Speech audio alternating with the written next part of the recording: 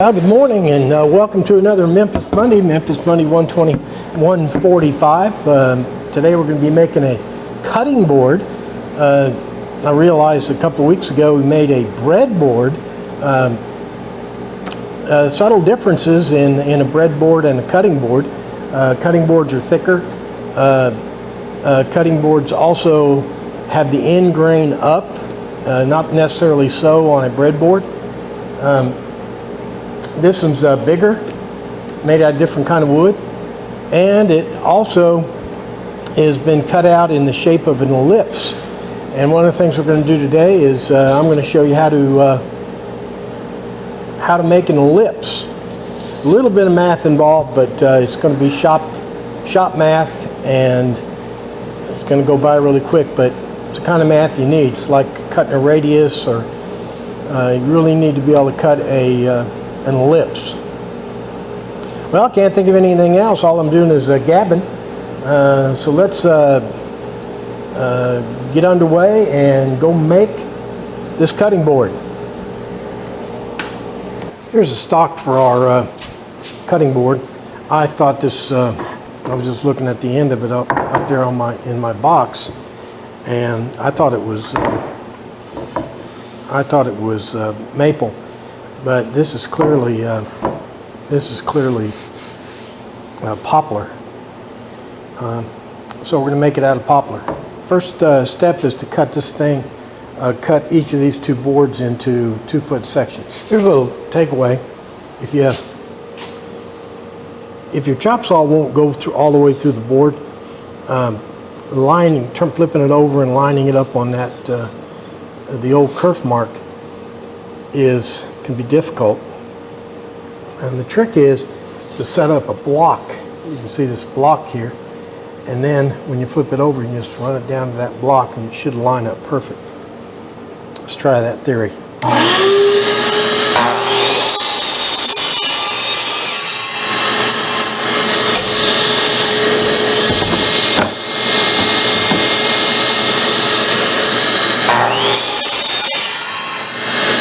My cutting board is going to be 2 feet in diameter, or a little bit under, and I just ran some figures on this stock we cut up, and this will only give me 24 boards, and I need 32 strips, so I had to cut some more stock. But that's probably a blessing in disguise, because this poplar here has some more color in it.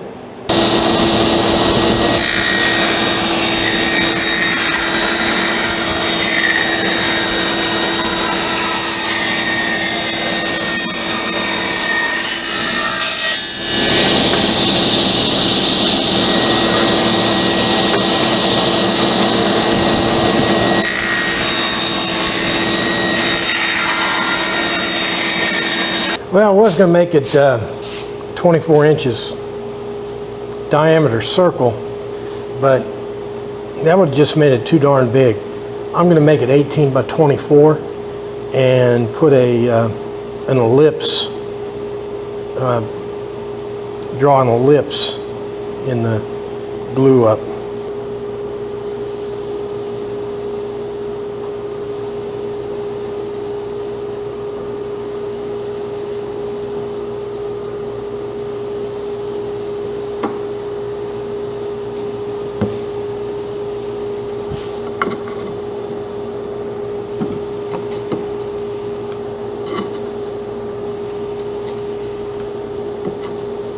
I didn't get too excited about putting the glue on neat or anything.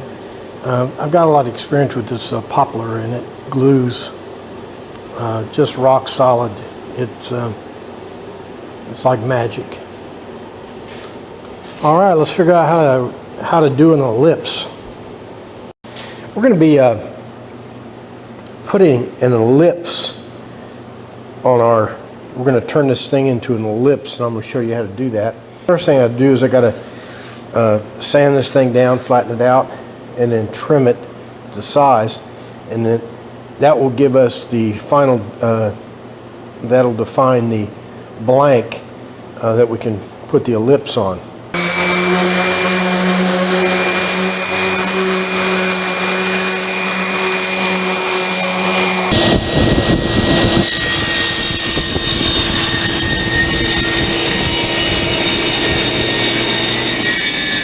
Okay, I got it all flattened out. Now what we have to do is we have to draw an ellipse in this board. Since it's not square, if it was square we could make a circle, but I think an ellipse will look better anyway. Now this isn't math class. This is woodworking, and I'm going to show you how to draw an ellipse. When you go to draw an ellipse, you can go to YouTube and and they'll show you how to draw an ellipse and all that stuff. But I'm going to show you how to do it for woodworking. First thing you do is you find the center of your board. Now I've cut this. I've drawn this in the exact size of our cutting board. Then you find the center right there. Now that's called the focal point in math class, and these are the two vertices. This is the major axis, this is the minor axis. Okay, to draw an ellipse you got to have two things that are called foci.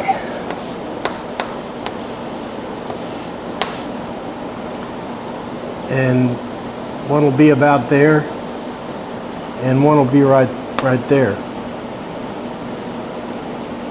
So the question is, and they're on this major axis, so the question is,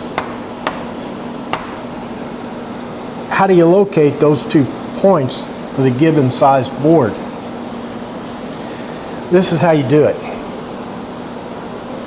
This distance right here is 23 inches. So that is 11.5.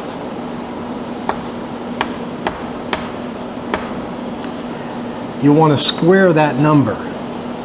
So you multiply 11.5 times itself, and you come up with 132.25.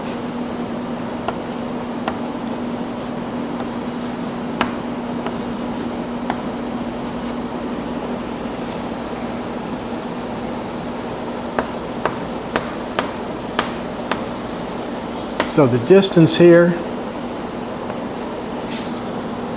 the distance from the center, from the focus to the edge is 11.5. I multiplied it times itself and I got 132.25. Now, this distance right here is 18 inches. So this distance here from the center to the edge is 9. So you want to take 9, multiply it times itself, and of course that's 81. Now the formula is much more complicated than this, but for woodworking this is how we're going to do it. So I take 132.25 minus 81, and I got it written down here, 51.25.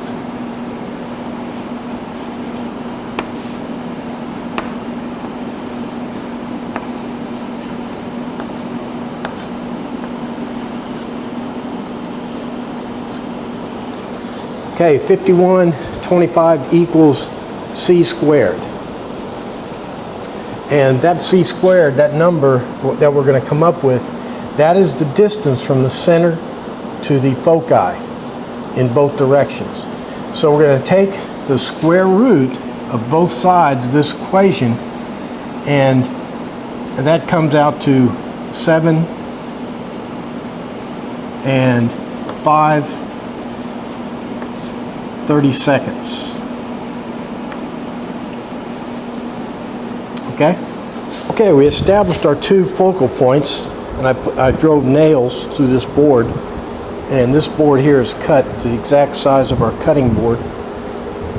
And remember, these nails are 7 and 5/32 from the focus, or from the origin down here to the foci. in both directions. Now, there's a little bit of art in here, but not much. Take a piece of string. You probably remember doing this in high school. Take a piece of string and put it on there, on that top foci,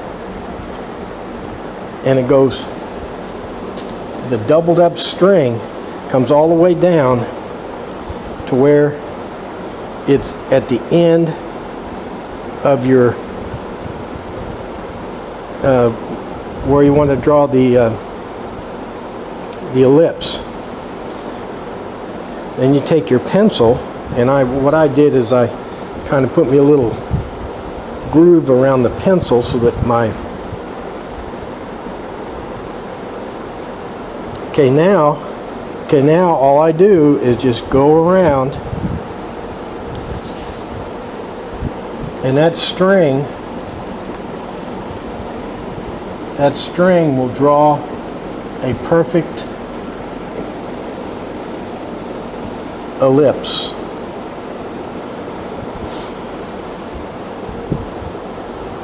Okay, just like that.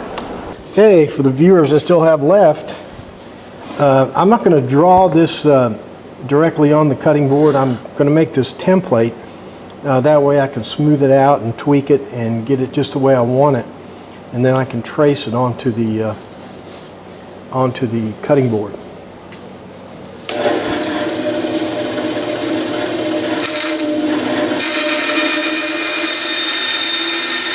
Now it's just a question of tracing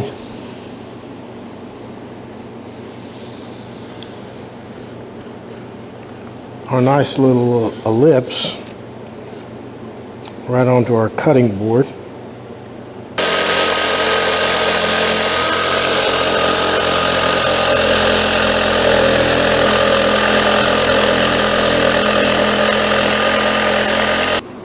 What I'm doing now is just smoothing down the edges a little bit so I can run it through the router.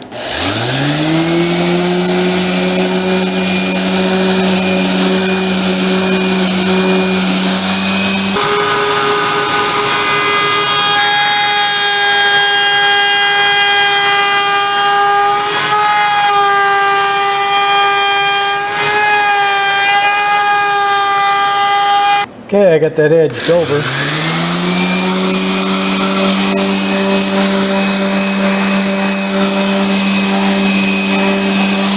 Since these cutting boards are too big to go through my thickness planer, it takes a little bit more sanding.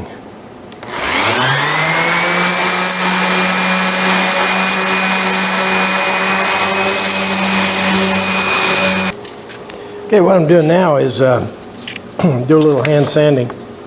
I'll start off with 220, and then I'll go to 320,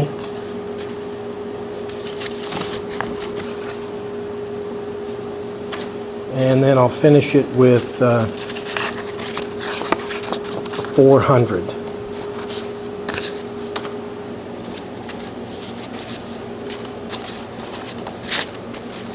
Just go with the grain.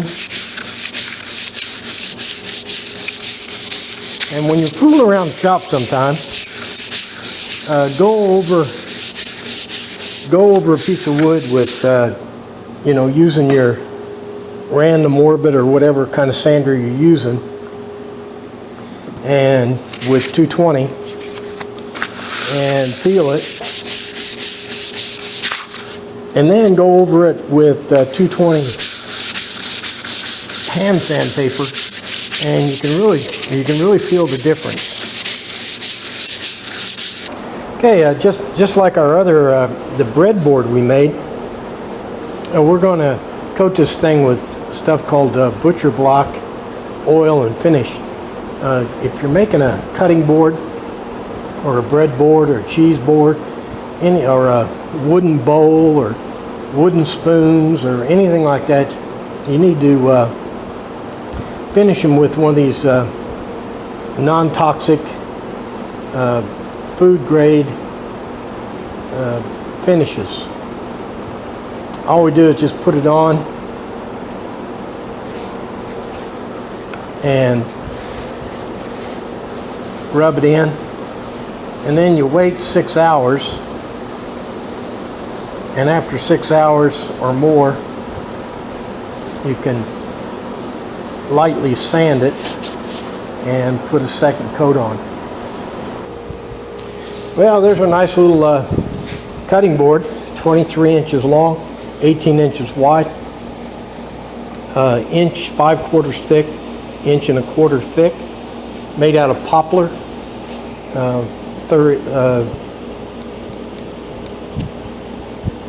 Came out real nice, coated with butcher block oil, cut into the shape of an ellipse, and I think it turned out all right.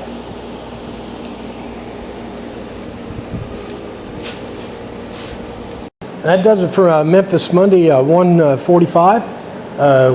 Making our little cutting board in the shape of an ellipse, 23 inches along the major axis and 18 inches along the minor axis. I hope you got some takeaways on how to make an ellipse. I tried to crunch the math down just to shop level math, which is all the math I know anyway, so I couldn't do any otherwise. But I'm pretty satisfied with it. You know, I thought we were going to have some maple, but all I had was this. All I had was the poplar, but apparently poplar is pretty good wood for cutting boards also. Hope you saw the difference between a cutting board and a breadboard, and the glue up techniques and sanding and all that stuff. But anyway, fun little project, and that's all I can think of. Nope, I just thought of something. Make sure you're back here next week for another exciting Memphis Monday. Thanks for playing along.